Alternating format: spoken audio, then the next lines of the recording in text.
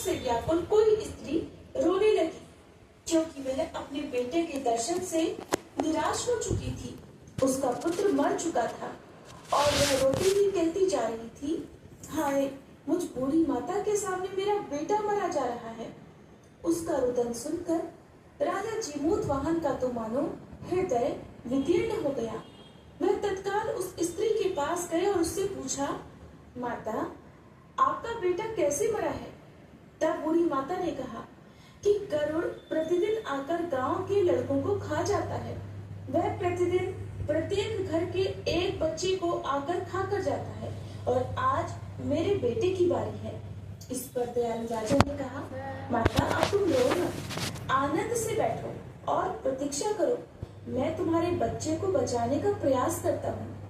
ऐसा कहकर राजा उस स्थान पर गए जहाँ गरुड़ आकर प्रतिदिन मांस खाया करता था, और उसी समय गरुड़ भी उस पर टूट पड़ा और मांस खाने लगा। जब अतिशय तेजस्वी गरुड़ ने राजा जीमूतवाहन का बायां अंग खा लिया, तो झटपट राजा ने अपना दाहिना अंग फेर कर गरुड़ देव के सामने कर दिया। ये देखकर गरुड़ जी ने कहा, तुम कोई देवता हो? कौन हो? तुम मनुष्य तो नहीं जान पड़ते। अच्छा, अपना जन्म और कुल बताओ। पीड़ा से व्याकुल मन वाले राजा ने कहा, हे पक्षीराज, इस तरह के प्रश्न करना व्यर्थ है। तुम बस अपनी इच्छा अनुसार मेरा मांस खाओ। ये सुनकर गरुड़ रुक गए और बड़े आदर से राजा के जन्म और कुल की बात पूछने लगे।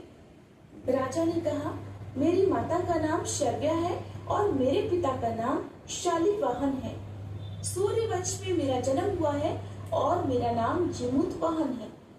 राजा की दयालुता देखकर गरुड़ ने कहा, हे महाभाग, तुम्हारे मन में जो अभिलाषा है वह वर मांगो। तब राजा ने कहा, हे पक्षीराज, यदि आप मुझे वर दे रहे हैं तो ये वर दीजिए कि आपने अब तक जिन प्राणियों को खाया है वे सब पुनर्जीवित हो जाए। हे स्वामी, अब से आप यहाँ के बालकों को ना खाएं, ऐसा कोई उपाय करें कि जहाँ जो उत्पन्न हो वे लोग बहुत दिनों तक जीवित रहें। धौम्य ऋषि ने उन युद्ध का अंत हो गया और द्रोण पुत्र अश्वत्थामा के द्वारा अपने पुत्रों को मरा देखकर सभी पांडव बड़े दुखी हुए। तो पुत्र के शोक से व्याकुल होकर द्रौपदी अपनी सखियों के साथ ब्राह्मण श्रेष्ठ वीडियो आ रहा है, नहीं चाहिए, हाथी का दांत